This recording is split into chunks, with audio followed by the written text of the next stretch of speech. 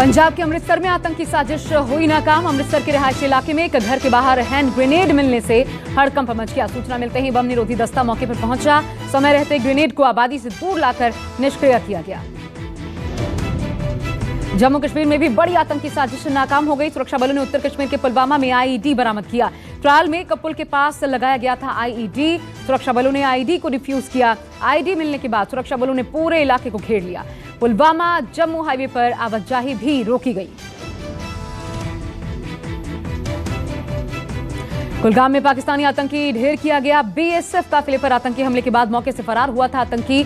Highway से सटी इमारत में अभी भी आतंकियों के छिपे होने की सूचना है। सुरक्षा बलों ने 22 लोगों को सुरक्षित बाहर निकाला है। इनमें महिलाएं और स्थानीय दुकानदार शामिल हैं। सुरक्षा बलों ने इलाके को घेर लिया है। एहतियातन जम्मू हाईवे को बंद किया गया है। जम्मू कश्मीर के राजौरी में बीजेपी नेता जसबीर सिंह के घर पर ग्रेनेड से हमले में 2 साल के बच्चे की मौत, 6 से 7 लोग घायल। पुलिस आतंकियों की तलाश में जुटी। पुलिस ने पूरे इलाके को सील किया। सर्च ऑपरेशन जारी। जसबीर सिंह बीजेपी के मंडल अध्यक्ष हैं। जसबीर सिंह परिवार के साथ बैठे थे, तभी आतंकियों ने ग्रेनेड से अटैक कर दिया। 15 अगस्त के मद्देनजर दिल्ली में सुरक्षा चाक चौबंद। गाजीपुर बॉर्डर की तरफ से आने वाली सड़क पर बैरिकेडिंग की गई। दिल्ली की सीमाओं पर भारी पुलिस बल तैनात। सुरक्षा बलों की भी तैनाती। हर गाड़ी की चेकिंग की जा रही है। आतंकी हमले के अलर्ट के चलते हर आने जाने वाले पर पैनी नजर रखी जा रही है। 15 अगस्त से पहले चल रही चेकिंग के चलते दिल्ली और नोएडा की सड़कों पर कई किलोमीटर लंबा जाम लगा। दिल्ली में आज कई रूट डायवर्ट किए गए। रूट डायवर्जन और सख्त सिक्योरिटी की वजह से दिल्ली नोएडा बॉर्डर पर लंबा जाम लगा। नोएडा ग्रेटर नोएडा एक्सप्रेसवे पर भी गाड़ियों की लंबी कतारें लगी। लोग जाम से परेशान दिखे। 75वें स्वतंत्रता दिवस से पहले आज दिल्ली में फुल ड्रेस रिहर्सल की गई। लाल किले से रिहर्सल की बेहतरीन तस्वीरें सामने आई। ओडिशा और बिहार से भी फुल ड्रेस रिहर्सल हुआ। भुवनेश्वर और पटना में कड़ी सुरक्षा के बीच स्वतंत्रता दिवस की तैयारियां की गई। 15 अगस्त को गाजीपुर बॉर्डर पर लगी बैरिकेडिंग पर तिरंगा फहराएंगे किसान। राकेश टिकैत ने 15 अगस्त के प्लान में बदलाव किया। कहा हर एक बैरिकेडिंग पर तिरंगा लगाया जाएगा। राकेश टिकैत बोले दिल्ली जाना होगा तो सबको बताकर जाएंगे। राकेश टिकैत ने कहा अपनी शर्तों पर हम सरकार से बात करेंगे। वो बैरिकेडिंग खोल दे, सब खोल दे, हम जाएंगे। हम तो कहेगा जहाँ कोई हम चोरी छुप पे जहाँ हमारा जब प्रोग्राम है ही नहीं तो हम जाने के ही नहीं। जिस दिन जाएंगे भाई कहेगा जाएंगे, उस दिन तैयारी कर लेना। जिस दिन जाना होगा बता कर जाएंगे, तैयारी कर लेना। लेकिन 15 अगस्त पर नहीं जा रहे तो नहीं जा रहे। ट्विटर अकाउंट लॉक होने पर बोले राहुल गांधी मेरे लाखों फॉलोअर्स, ये उनका अपमान है। राहुल गांधी ने कहा ट्विटर का रवैया पक्षपातपूर्ण है। लोकतंत्र पर हमला हो रहा है। कांग्रेस का दावा है कि अब तक ट्विटर ने उनके 23 नेताओं के अकाउंट्स ब्लॉक कर दिए हैं। कांग्रेस शासित राज्य के भी 7 ट्विटर अकाउंट ब्लॉक किए जा चुके हैं। Our democracy is under attack. We're not allowed to speak in parliament. It's obvious now that Twitter is actually not a neutral, objective platform.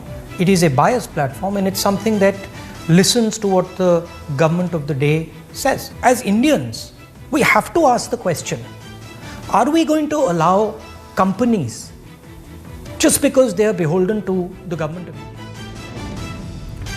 Rahul Gandhi के ट्विटर अकाउंट को लेकर बीजेपी ने वार किया। राहुल गांधी के आरोपों पर पलटवार करते हुए कानून राज्य मंत्री एसपी सिंह बघेल ने कहा देश कानून से चलता है, व्यक्ति विशेष के लिए कानून नहीं बदले जाते।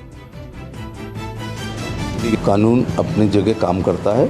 ये देश रूल ऑफ लॉ से चलेगा और संविधान से चलेगा। किसी व्यक्ति के बड़े कद होने से कानून लचीला नहीं होगा और कानून डरेगा नहीं। देश का कानून सबको मानना चाहिए और सब पर समान रूप से लागू। पीएम नरेंद्र मोदी ने गुजरात में इन्वेस्टर समिट में स्क्रैप पॉलिसी लॉन्च की। पीएम मोदी ने कहा यह नीति नए भारत के ऑटो सेक्टर को नई पहचान देने वाली है। देश में अनफिट वाहनों को वैज्ञानिक तरीके से हटाने में यह नीति बहुत बड़ी भूमिका निभाएगी। इस मौके पर पीएम ने कहा अब लोगों को नई गाड़ी की खरीद पर रजिस्ट्रेशन के लिए पैसे नहीं देने होंगे। विपक्षी एकजुटता के लिए कांग्रेस प्रमुख सोनिया गांधी ने संभाली कमान। 20 अगस्त को सोनिया गांधी वर्चुअल डिनर आयोजित करेंगी, जिसमें विपक्षी पार्टियों के कई बड़े नेता शामिल होंगे। बंगाल के मुख्यमंत्री ममता बनर्जी, लालू प्रसाद यादव, अखिलेश यादव सहित कई नेता इस डिनर में शामिल होंगे। जाति के आधार पर जनगणना को लेकर तेजस्वी यादव ने पीएम मोदी को पत्र लिखा। साथ ही तेजस्वी यादव ने कहा पीएम नीतीश कुमार को मिलने का समय न देकर अपमान कर रहे हैं। तेजस्वी ने कहा पीएम बंगाल और पंजाब के सीएम से मिलते हैं, लेकिन बिहार के मुख्यमंत्री को मिलने का समय नहीं दे रहे। पीएम ने अगर मिलने का वक्त नहीं दिया तो हम दिल्ली कूच करेंगे। श्रावण पंचमी के शुभ दिन पर चांदी के झूले में रामलला अपने भाइयों के साथ विराजमान हुए। राम जन्मभूमि में परिसर में भव्य तरीके से झूलनोत्सव का आयोजन किया गया। मंदिर के मुख्य पुजारी के मुताबिक आज रामलला का अभिषेक भी किया गया। अयोध्या में आज जश्न मनाया जा रहा है। आजादी की 75वीं सालगिरह पर फिट इंडिया फ्रीडम रन का आयोजन हुआ। खेल मंत्री अनुराग ठाकुर ने हरी झंडी दिखाई। अनुराग ठाकुर ने खुद दौड़कर स्वस्थ भारत बनाने की अपील की। इस कार्यक्रम में युवा कार्यक्रम और खेल राज्य मंत्री निशित प्रामाणिक भी शामिल हुए। महाराष्ट्र में फिट इंडिया फ्रीडम रन 2.0 को मुंबई में गेटवे ऑफ इंडिया से हरी झंडी दिखाकर रवाना किया गया। इस दौड़ में 50 एनएसजी कमांडोज ने हिस्सा लिया। फिट इंडिया को अमृतसर में अटारी वाघा बॉर्डर पर हरी झंडी दिखाकर रवाना किया गया। इस दौड़ में बीएसएफ के जवानों ने हिस्सा लिया। महाराष्ट्र में बढ़ते डेल्टा प्लस वेरिएंट ने परेशानी बढ़ा दी है। मुंबई में डेल्टा प्लस वेरिएंट के 2 और मरीजों की मौत का मामला सामने आया है। मृतक महिला के परिवार के 6 सदस्य भी डेल्टा प्लस वेरिएंट के चपेट में है। परिवार के संपर्क में आए सभी लोगों को क्वारंटीन किया गया। महाराष्ट्र में अब डेल्टा प्लस के मरीजों का आंकड़ा बढ़कर 65 पर पहुंच चुका है। यूपी में बीते 24 घंटे में 53 जिलों में संक्रमण का एक भी नया केस सामने नहीं आया। 21 जिलों में 10 से कम मरीज पाए गए। यूपी के महाराजगंज में संक्रमण बाकी जिलों के मुकाबले ज्यादा। 10 सैंपल जीनोम सीक्वेंसिंग के लिए भेजे गए। ठाकरे सरकार ने स्कूली बच्चों की फीस घटाई। महाराष्ट्र में स्कूलों की फीस 15% कम करने का आदेश दिया गया। इस आदेश में यह भी कहा गया कि जो अभिभावक फीस जमा कर चुके हैं उन्हें स्कूल बढ़े पैसे वापस करेगा। तीसरी लहर की आशंका के बीच बच्चों पर वैक्सीन ट्रायल को लेकर गुड न्यूज। कानपुर में जिन बच्चों पर दोनों डोज का ट्रायल हुआ उनमें एंटीबॉडी पाई गई। भारत बायोटेक की वैक्सीन ने कानपुर के प्रखर हॉस्पिटल में 2 महीने पहले ट्रायल शुरू किया था। 56 दिनों बाद बच्चों में एंटीबॉडी मिली। देश में थम नहीं रहा कोरोना संक्रमण। 24 घंटे में 40,000 से ज्यादा कोरोना के नए मरीज आए। आंकड़ों के मुताबिक एक दिन में 585 लोगों की मौत। 42,000 से ज्यादा लोग कोरोना से ठीक हुए। केरल में आज भी 20,000 से ज्यादा कोरोना मरीज सामने आए। देश में सबसे अधिक कोरोना संक्रमण के मरीज केरल से ही सामने आ रहे हैं। कोरोना संकट के बीच ओडिशा में पैर पसार रहा है डेंगू। भुवनेश्वर में 1000 से ज्यादा डेंगू के केस सामने आए। पिछले 24 घंटे में डेंगू के 49 नए मामले मिले हैं। डेंगू के बढ़ते मामलों को देखते हुए नगर निगम दवाओं का छिड़काव कर रहा है। साथ ही नुक्कड़ नाटक की मदद से लोगों को भी जागरूक करने का प्रयास चल रहा है।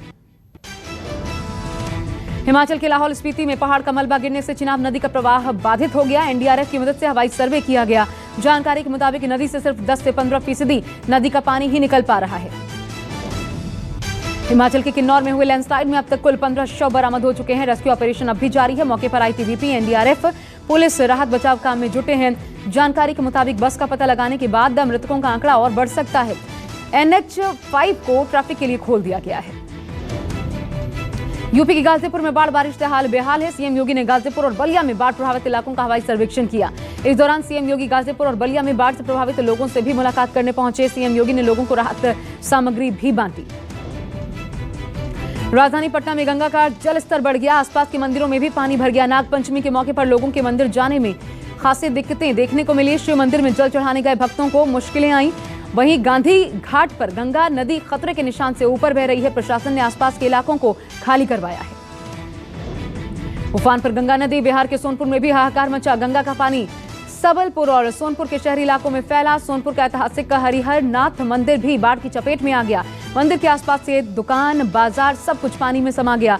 रिहायशी बस्तियों में आने जाने के लिए लोग नाव का सहारा ले रहे हैं। उज्जैन के महाकाल मंदिर में आज भस्म आरती के दौरान पुजारियों ने हंगामा किया। भाजपा नेता कैलाश विजयवर्गीय भस्म आरती में शामिल होने मंदिर पहुंचे। जानकारी के मुताबिक बीजेपी नेता की वजह से मुख्य पुजारियों को मंदिर में जाने से रोका गया, जिसके बाद पुजारियों ने हंगामा शुरू कर दिया। हंगामे के चलते भस्म आरती आधे घंटे की देरी से हुई।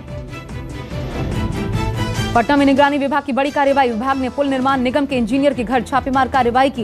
ये छापेमारी के दौरान 75 लाख रुपए जेवर, जमीन के 8 से 10 कागजात समेत कई सामान बरामद हुए। छापामारी अभियान अब तक जारी है। सूत्रों के मुताबिक ब्यूरो की टीम हाजीपुर भी छापा मार सकती है।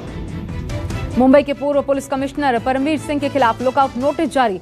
बुकी ने 21 जुलाई को ठाणे के पुलिस स्टेशन में परमवीर सिंह साथ ही अन्य पुलिसकर्मियों और गैंगस्टर रवि पुजारी के खिलाफ जबरन वसूली का मामला दर्ज करवाया था। इस मामले में प्रदीप शर्मा के साथ कुल 28 लोगों पर केस दर्ज हुआ। परमवीर पर ड्यूटी पर रहते हुए करोड़ों की वसूली करने का आरोप लगा है।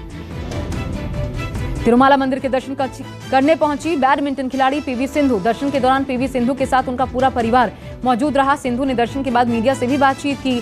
ओलंपिक में कांस्य पदक जीतने वाली सिंधु भगवान वेंकटेश्वर का आशीर्वाद लेने पहुंची थी। अमेरिका ने माना काबुल पर काबिज होगा तालिबान। बिगड़ते हालात को देखते हुए अमेरिका ने अपने सभी नागरिकों को जल्द से जल्द काबुल छोड़ने का निर्देश जारी किया है। साथ ही तालिबान से यह अपील की है, अगर वो काबुल पर कब्जा कर लेता है तो अमेरिकी दूतावास को नुकसान न पहुंचाए और सभी अधिकारियों और राजनयिकों को वहां से निकलने दे। अफगानिस्तान में तालिबान का कहर जारी। तालिबान ने अफगानिस्तान के दूसरे बड़े शहर कंधार पर भी अब कब्जा जमा लिया है। अफगानिस्तान के तीसरे सबसे बड़े शहर हेरात पर भी तालिबानियों का कब्जा है। एक हफ्ते में गजनी, हेरात समेत 12 प्रांतों पर कब्जा किया गया है। तालिबानियों का अगला टारगेट अब काबुल है। तालिबान के आतंक को लेकर अफगान सरकार ने सुलह की पेशकश की है। कतर में तालिबानियों के साथ बातचीत जारी। तालिबानियों के समझौते का एक ऑफर दिया गया। AFP के मुताबिक अफगान सरकार तालिबानियों को सत्ता में साझेदार बनाना चाहती है ताकि वो देश में जंग खत्म कर दें। अमेरिका में कोरोना वैक्सीन की बूस्टर डोज को मंजूरी मिली। मंजूरी मिलने के बाद अमेरिका में अब कोरोना के हाई रिस्क मरीजों को वैक्सीन की तीसरी डोज भी दी जाएगी। पिछले कुछ दिनों में अमेरिका में तेजी से कोरोना के मामले बढ़े हैं और बढ़ते संक्रमण को देखते हुए बाइडेन सरकार ने बूस्टर डोज को मंजूरी दे दी है। सारा अली खान ने वीरांगना का ट्रेनिंग वीडियो शेयर किया। वीडियो में सारा कमांडो की ट्रेनिंग लेती नजर आई। ट्रेनिंग के दौरान सारा राइफल चलाते हुए भी मिशन पर जाती दिखाई पड़ी। सारा ने अपने इस वीडियो से विमेंस पावर को सलाम किया। पहली बार सारा दमदार एक्शन करते हुए नजर आई हैं। फिल्म शेरशाह के बाद मल्टी स्टारर फिल्म भुज आज शाम 5:35 पर हॉटस्टार पर रिलीज होगी। फिल्म में अजय देवगन भारतीय वायुसेना के स्क्वाड्रन लीडर विजय कांडिक का किरदार निभा रहे हैं, जो कि 1971 में भुज एयरपोर्ट के इंचार्ज थे। फिल्म में अजय के साथ संजय दत्त, नोरा फतेही, सोनाक्षी सिन्हा भी दमदार रोल में नजर आएंगी।